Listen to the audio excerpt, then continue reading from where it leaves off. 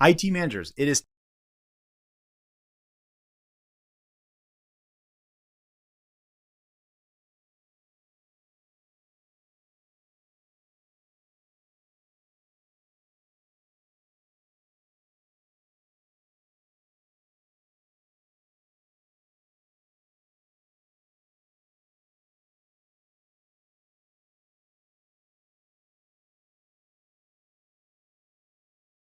IT managers, it is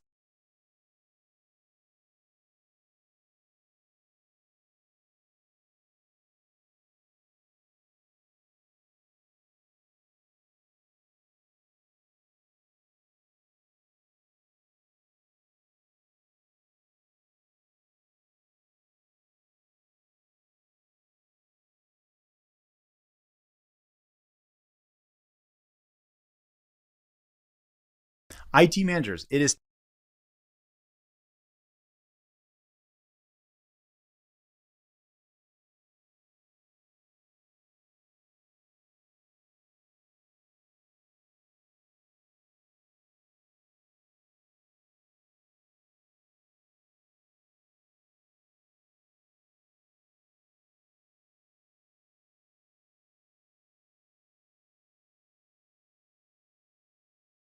IT managers, it is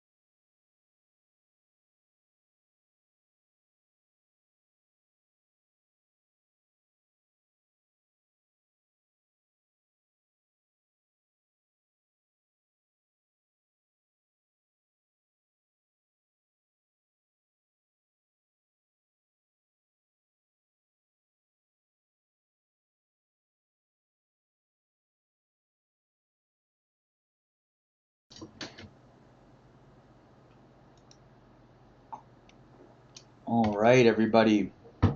Welcome to ProcessMaker's live stream. My name is Ethan Pressberg, and I am the Director of Technology Solutions here at ProcessMaker. And sorry, I got something stuck in my throat. Today we're going to be covering a new process that we've been putting together that is showcasing our latest acquisition of our IDP solution. So we're going to show you an invoice approval process. Now, what's so cool about this invoice approval process? Well, firstly, it doesn't require any human interaction. You're able to submit an invoice, or you can imagine a receipt or something else like that, and it can just be auto-approved based on some pre-configured business rules. And I want to remind everybody that we are keeping an eye on the chat, and if you have questions, want to engage, please feel free to to chat with JC and I. And I should also introduce my colleague JC. JC works with me on sorry guys, works with me on the team, and we both have collaborated on this this invoice approval process. So some of the stuff that you may see, and some of the stuff that's behind the scenes that we're gonna go through. So let me just take a sip. Sorry. Yeah, you're choking. Hey Yeah. guys.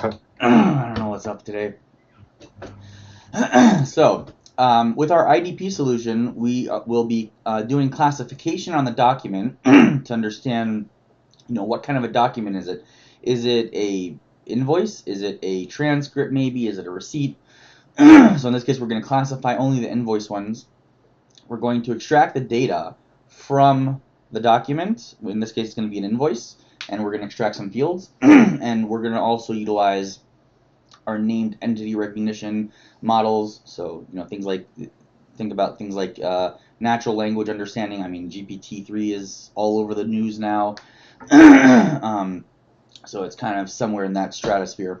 The next thing we're going to show you that at ProcessMaker, we're pretty much a Google company. So we have Google single sign-on for most of our demos. So you'll see how that works. We're going to initiate the process from an anonymous web entry. So you'll be able to see, you can embed this in your website, and you don't even need to have any authentication required to kick off this process. There's zero code written. Not a single line of code was written in this process. We're going to showcase our data connectors in order to be able to connect to different parts of the system. We're using our loop task, which is a very awesome feature, I think, and I know that Brian's gonna get me on that very awesome. But it basically repeats the task, in this case, to get the information from the IDP once it's finished scanning and doing all of its intelligence and data processing and stuff. And then we're gonna have one option when I show you the process map where you can, if it's an exception above the threshold that is allowed for auto approval, it'll be also approved outside the system, but via email to ProcessMaker. I mentioned we're going to be using dynamic business rules, and that this is going to be an automated approval. We're also going to generate a PDF for archiving purposes and corporate policies. And we also added a Slack integration where it just sends a message to a webhook or a channel to say that we just to send a message. Just want to check. Can the audience see and hear everything okay? Just if somebody in the stream, I see we've got a couple of people here. If you can just give me a quick thumbs up or something in the chat, just to let me know that everything's good, I'd really appreciate that. And in the meantime, let us go ahead with get right into the demo. So, as you can see, this is a ProcessMaker login screen. Very exciting. I'm going to log in with Google Single Sign-On, like I mentioned. I'm going to log in with my ProcessMaker account, since that's the one that's set up. And you can see we're logged right in as my user. For those of you who may not have seen ProcessMaker yet, this is the processes, or think of it like your process design studio, right? So you can edit your processes, create processes, and so in this case, I'm actually going to show you guys what the process map looks like before we jump in, just so you have an idea. Okay, so as I mentioned, we're going to start from a web entry, which is something you can embed in your own website, and doesn't require logging into ProcessMaker. Then we've got a custom connector that we've made to our own, well, that doesn't make any sense, sorry. This is our connector to our IDP product. So we're basically uploading the invoice and processing it. And afterwards, we're going to, as I mentioned, loop to get until the invoice has been processed and we can get its associated data. And then we want to check for the business rules to see, what is the threshold. Based on the threshold, it'll go to, if it's auto-approved, we'll get a Slack notification. It'll store the PDF for corporate policy and update accounts payable. If it is above the threshold, in this case, I think that the setting is set at $100,000. If it's not auto-approved, so it's above that threshold, then we'll send an email, and we'll see what that looks like for that exception. Which, if it gets approved, then awesome, it goes to Slack to update. Otherwise, it goes to just sends an email rather than a Slack, because if someone gets rejected, you want to be a little more sensitive. So yeah, so that's the process. Let's go ahead and see what that actually looks like. So I've got here this web entry. This could, by the way, this can easily be done or replicated for a mobile app. So you can see our form builder is definitely responsive in its design. And so where is this invoice? So let's take a look. So this one, I got an invoice here. I pretty much took this straight from like an Office 365 template. So you can see this is for Happiest Valley Farms. The total invoice is $3,000. JC, what do you say? What should we make this one for the first one? Something under 100K. So say 80K. 80K? All right. So let's make it 80,000. Obviously, this is not right because I'm not calculating the whole column here, but just for the sake of the demo, I'm just showing you once it gets calculated and done, 80,000. Let's save this, and now we can upload this in our form. So this is going to be the yes auto approve, or no, not that one, rather wrong folder. Sorry. Yes auto approve, and we've just uploaded that document, and I pre-populated information with my information, and we're going to hit submit, and then the process has been kicked off.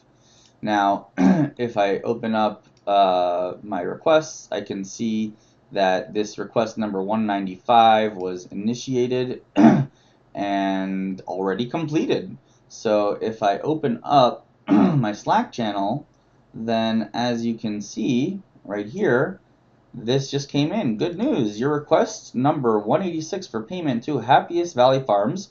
You see this is being derived from the document with our IDP, as is the purchase order number and the fact that it's been approved. Well, that came from ProcessMaker. So you're able to see how that worked. So that was an auto approval. I'm showing you ProcessMaker, but in effect, it was basically just submitting this and getting a Slack notification. So, and I also mentioned that we generate the PDF. So this is the invoice exception that we generate. So you can see it's also pulled it through the information, you know, the purchase order number, the invoice amount, the 80,000 that JC prompted, the net terms, all that good stuff. It pulled through. So now let's do the one with the actual approval part where you have to approve it via the email. So let's kick off another one. So this time, JC, what do you suggest we make for the non-auto approve version? So in this case, it has to be greater than 100,000, right? Right. So say 150. 150. Come on. How about 1.5 mil? Let's go large or go home. All right, let's that. So that's 150. Is that 1.5? That's not. This is 1.5. There we go. We're going big or going home. And now let's come back here again. Let's upload that file. In this case, the non-auto approve, and submit that. Now, if this gets auto approved, then I've got some kind of bug in my code or my process, but I hope it does not. So let's go back here to our list of open tasks. Wow, you gotta love live streams. Like, wow. JC and I tested this for a couple hours this morning and did not get an error. I don't even know how that's possible. Maybe it's because of the amount. Well, maybe I shouldn't have gone big or gone home. So maybe let's just reduce that by 1, 0. Maybe that's the problem. I don't know. These things always happen when you're live. And it looks bad, right? But anyways, hopefully this works. Unreal. Alright, let's see.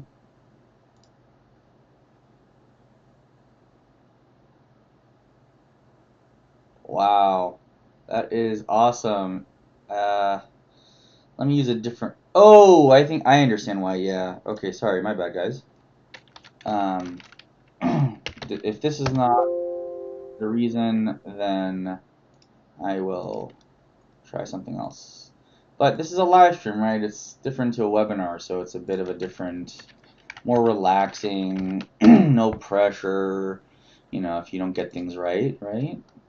Because this does work.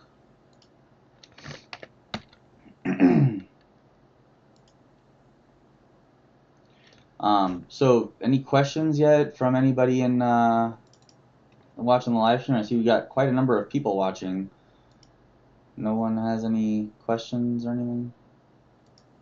So one thing to mention is that so whenever you finish processing that invoice, so one thing you haven't mentioned was like ProcessMaker is able to send that information to an ERP system or whatever system, in this case, the client might be using, like Microsoft Dynamics, SAP, or whatever ERP system they might be using.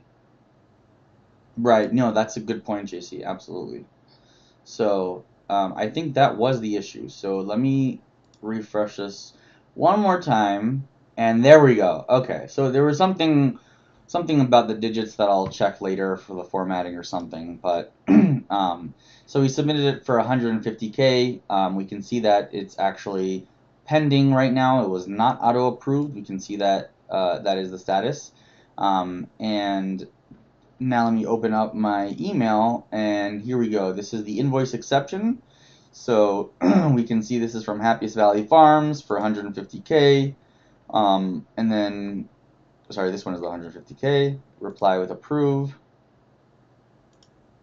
And so you can see we're bringing in the Happiest Valley Farms Incorporated supplier name, and we're bringing in the purchase order number and the amount of the invoice, and we can approve or reject it. So now what's happening behind the scenes is ProcessMaker is reading the the response from the user, that in this case the approval that I hit the button, and it's routing the workflow. So shortly we should see, if not already, yeah, see already it's been completed. So we can see that all the information that was extracted from the invoice document was pulled through. We could see that the invoice type was the document type was an invoice. We can see what the file name was, all the data that we want to be pulling through, we're pulling through. We can see the threshold that we've got. All that metadata is available here. And again, we've got the files. In this case, it's the Word doc that we uploaded. You can see it's available here to download, and it's also available within our IDP. So just coming back here to the process, we can see that we were able to upload this document, and we got a question here. YouTube isn't the best for live commenting. Requires you to create a YouTube channel to comment in the chat. Huh. Thanks for that feedback, Thomas. I will. I think that might be a setting maybe that we can configure to not require you that. But thank you for the feedback. We'll definitely look into that for the next time. Thank you. So we can see that we uploaded the document, our IDP processed it, and we got the data back, checked for the auto approves, made the decision of whether it's auto approved or not. In the first example that we ran, it was auto approved, and we can see how we did that here in our field expression field. You can see we're checking for IDP attributes invoice total amount is less than the actual threshold, then we send it this way. Otherwise, if we're just doing a negation on that, then it goes to the other way. It's a pretty binary and simple routing, but it's very dynamic. And then we create that document and update accounts payable. Now, let's take a look at those tables. So ProcessMaker has a feature called collections. You can think of them, if you're familiar with ProcessMaker 3, you can think of it sort of as PM3 tables. However, if you it's a little different to PM3 tables because, for example, it auto creates REST connectors, what we call data connectors, that you can update and interact with the data as well automatically, which is pretty awesome. So in this case, the invoice auto approve, this is the table that I mentioned. In this case, I only have the single business rule, so we're querying for the auto approve threshold, and as we can see, rule type is less than, and the rule value is 100,000. So that's why when it was less than 100,000, as you can see, that's how we tied that together. Now, there's also the accounts payable. So in this case, it's a mock database, but in the future, we'll be adding things like integrating with SAP, like JC was mentioning, Microsoft Dynamics, other types of ERPs that we can simply push the data to with our data connectors. Or also, we're investigating also using things like attended versus unattended robots with RPA, where we can maybe, as a lot of you might know, SAP is, let's just say, it's not the easiest to integrate with. So it's a very common for people to use RPA bots to log in, like, to the system or the website and automate that via a macro type situation. So that's the kind of stuff that we can do at the end. So this part simply gets populated at this point of update accounts payable, and you can see we're sending all that data directly there. So that's pretty much what we had planned to show. And I understand from Thomas that it's not the easiest right now to interact with us like this. So if anybody has questions or anything, happy to field those and answer. But otherwise, I hope this was interesting, and I hope that this was useful. And if you want to see this or use this in your own company, please reach out to either, if you're a current customer, to your customer success manager, or if you are thinking about buying ProcessMaker, mention this maybe to your sales rep, or just fork or clone the ProcessMaker repo, which in case you're not aware, it's right here on GitHub. You can just clone this or fork it, and you can use it. Although I will mention there are some enterprise features. So for example, the invoice approval you won't be able to do, but but yeah, you'll be able to play around with ProcessMaker. And stay tuned, because we're going to be releasing soon a new way of installing ProcessMaker with some updated Dockerized scripts. That didn't make sense, but I said it. So I guess no questions. Oh, I think there's a question coming in. How do we do the connection settings between IDP? How do we tell it where to go? That's a good question. So over here on the settings side, we've got a configuration page. You can try a copy of this. It's not going to help. And then the username we're logging in with, and the ID, the folder ID. So this is where we configure our stuff for the IDP. Any other questions I can answer?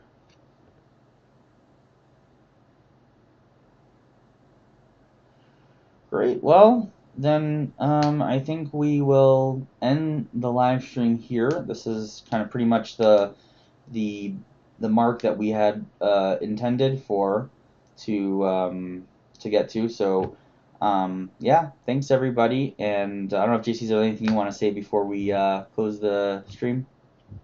No, I think you've shown everything what we planned, and I think for people listening to this live stream, actually, if they kind of thinking to automate like this invoice processing, it would save a lot of time, because I know whenever you do manually this, you can make many mistakes, right? Whenever you're typing in the data, where you have it automated, obviously this would save a lot of time for you and money. So that's really what I wanted to add.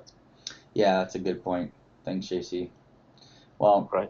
if that's it, no other questions, then thank you everybody for tuning in, and we'll catch you guys in the next live stream. And like Thomas, feel free to leave the feedback as brutal and as honest as you can. That is the only way we can improve going forward.